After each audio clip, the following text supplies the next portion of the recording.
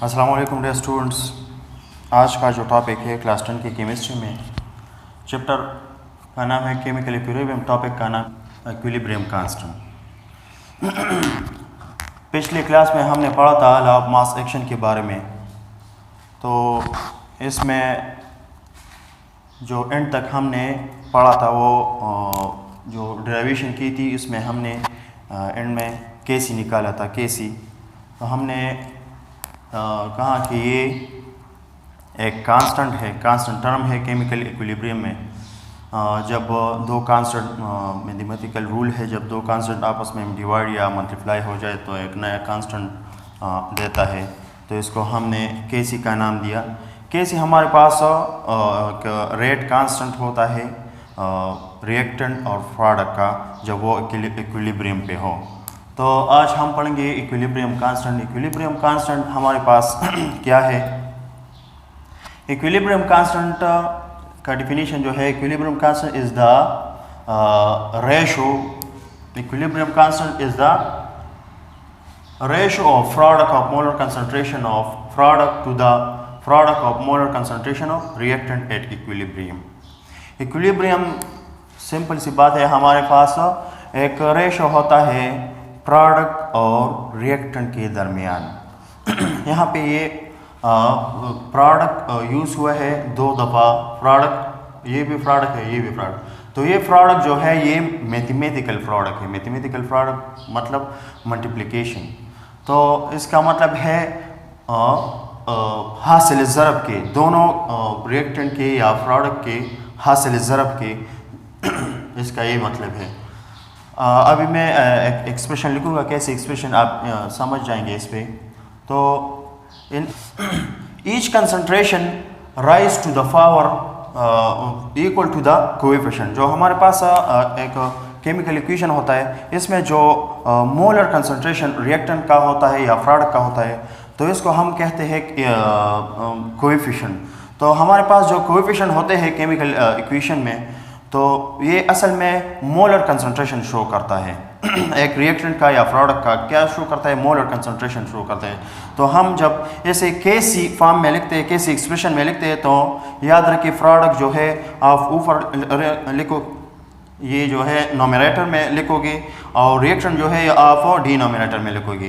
तो जब प्रोडक्ट आप ऊपर लिखोगे तो ये जो कोएफिशिएंट्स हैं ये आप इसके एक्सपोनेंट फॉर्म में, इसको एक्सपोनेंट में लिखोगे। यहाँ पे फॉर एग्जांपल यहाँ पे सी डी है, तो आप यहाँ पे एक्सपोनेंट फॉर्म में लिखोगे। यहाँ पर रिएक्टेंट का जो है मोलर कंसंट्रेशन ए बी, तो यहाँ पे एक्सपोनेंट में लिखोगे। एक जनरल एग्जांपल है ए बी रिएक्ट करता है और प्रोडक्ट देता है सी डी। तो ये जो स्मॉल अल्फ़ाबेट्स है ए बी सी डी, ये हमें मोलर कंसंट्रेशन शो करता है। इसको हम कहते हैं कोएफिशिएंट्स। तो ये हमारे पास मोलर कंसंट्रेशन शो करता है। ये रिएक्टेंट ए की, बी जो है ये रिएक्टेंट बी के मोलर कंसंट्रेशन शो करता है। इस तरह ये भी है। तो हम इसके कैसी एक्सप्रेशन लिख देते हैं। हम इसको किस तरह कैसी एक्सप्रेशन में लिखेंगे? तो मैंने पहले भी कहा प्रोडक्ट हम ऊपर लिखेंगे। ये हमारे पास क्या है? प्रोडक्ट है। ये ब्रैकेट जो है ये हमें मोलर कंसंट्रेशन शो करता है, सी एंड डी।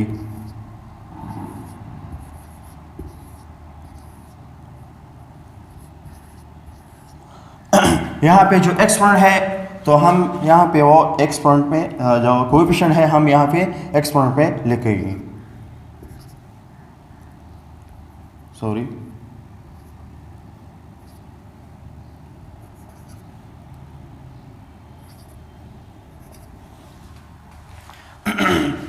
ये हमारे पास ये इस रिएक्शन का कैसी एक्सप्रेशन हो गया।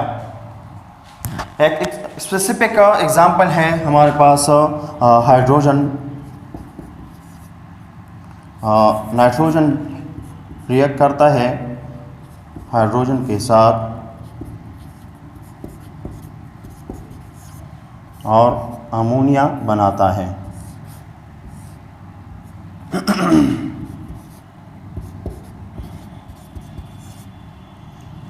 अमोनिया बनाता है। तो इसका कैसे एक्सप्रेशन हम कैसे लिखेंगे?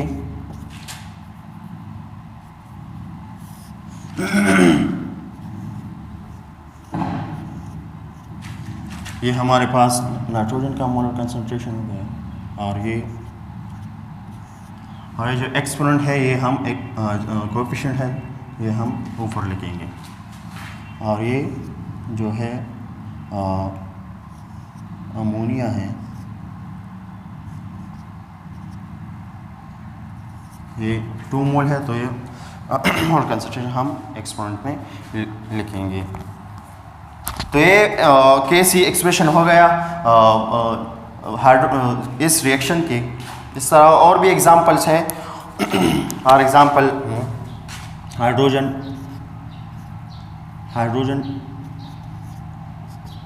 और आयोडीन रिएक्ट करता है या हाइड्रोजन आयोडाइड। ये हमारे पास एक रिवर्सिबल रिएक्शन है।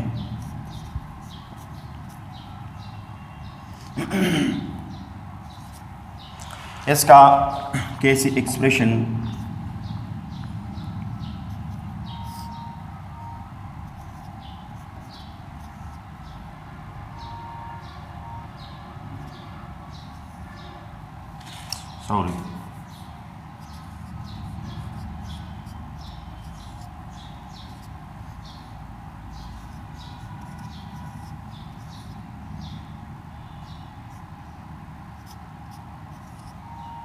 अच्छा, तो ये कैसी एक्सप्रेशन हो गया इस रिएक्शन का।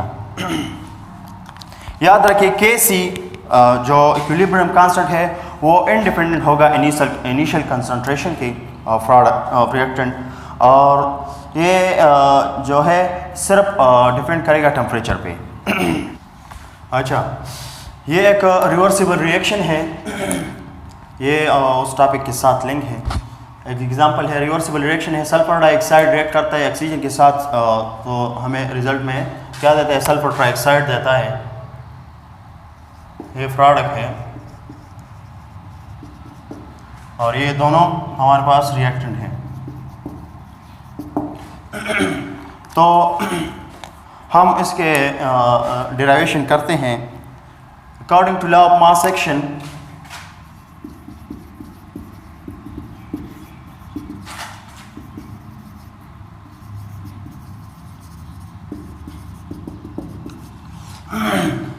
According to law of mass action, rate of reaction is directly proportional to the molar concentration of reactant. हमारे पास जो रिएक्शन का रेट होता है वो डायरेक्टली प्रोपोर्शनल होता है मोलर कंसंट्रेशन ऑफ रिएक्टेंट पे। तो हम इस तरह लिख सकते हैं rate of forward reaction, for example reaction proceed in forward direction, rate of forward reaction is directly proportional to the molar concentration of a reactant। ये कोएफिशिएंट हम यहाँ पे एक्सपोनेंट में लिखेंगे। तो जब प्रोपोर्शनलिटी साइन हम इक्वलिटी में कन्वर्ट करते हैं तो एक कांस्टेंट लिख जाता है हम के एफ, इसका मतलब है एक constant for the forward reaction.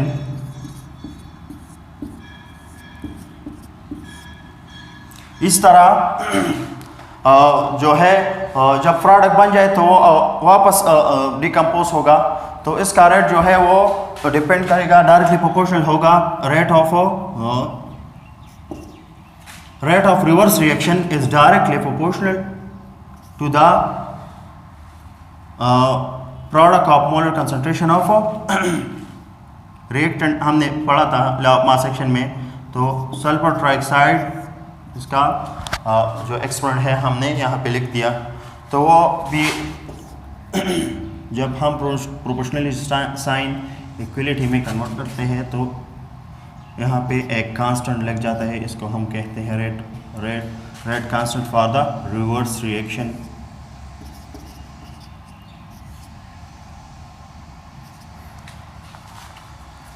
अच्छा, जब दोनों का रेट बिल्कुल इक्वल हो जाए, रेट ऑफ फॉरवर्ड रिएक्शन और रेट ऑफ बैकवर्ड रिएक्शन बिल्कुल इक्वल हो जाए, तो हम इसे कहते हैं इक्विलिब्रियम।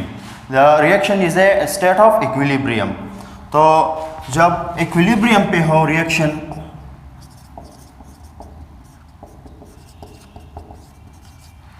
तो दोनों का रेट जो है वो बिल्कुल बराबर होगा। Rate of forward reaction is equal to rate of reverse reaction. तो हम रेट ऑफ, इसकी जगह हम ये लिख सकते हैं rate of forward reaction is equal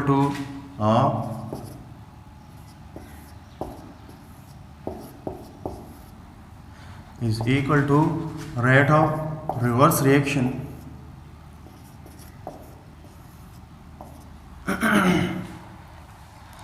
अच्छा, हम इसको रीअरेंज करते हैं।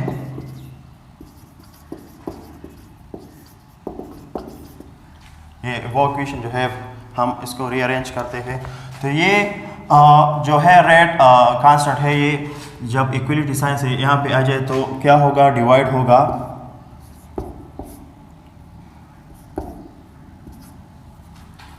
इस तरह। जब ये रिएक्टेंट है, ये इक्वलिटी साइन से यहाँ पे आ जाए तो ये भी क्या होगा, डिवाइड होगा।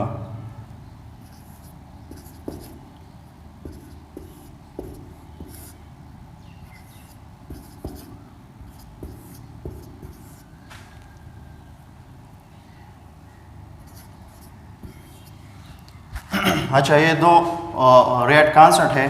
हमें पता है जब दो कांस्टेंट आपस में डिवाइड या मल्टीप्लाई हो जाए तो नया कांस्टेंट, इसको हम क्या कहते हैं, के सी कह सकते हैं। तो हम ये इस तरह लिख सकते हैं के सी, ये इसके बराबर है, के सी इज इक्वल टू